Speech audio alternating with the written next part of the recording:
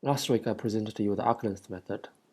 Some of you asked a question regarding a formula that I've written on the slide and realized that there is a mistake there. So I would like to make this video and correct the mistake.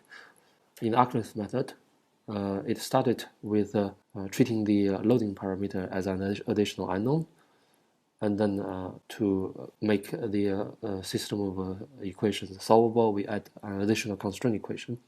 And this is what we call the spherical arc length method. Here I've introduced the concept of a loading envelope, where instead of loading a fixed displacement or fixed force, we load a combination of the two such that the load falls on this circular envelope.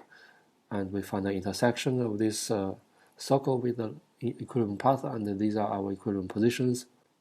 There I mentioned that to overcome the limit point, we use an augmented tangent stiffness matrix.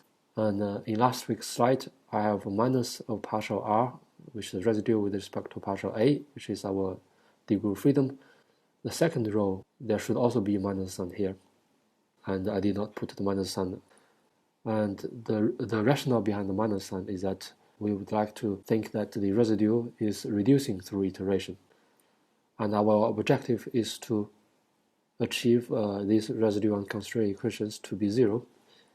Then we can calculate that our incremental corrections dA and d lambda equals the inverse of our augmented tangent stiffness times the residue at the ith iteration.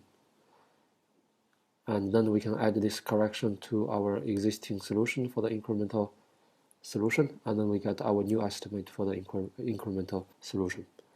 Basically, we can replace the expression of these solution corrections to obtain the full equation which was shown last time. So the only addition I would like to make with respect to the slides in last week is to add these two minus signs, and the rest remains the same. So I've added a bit more equations to demonstrate that why the rationale behind the minus sign.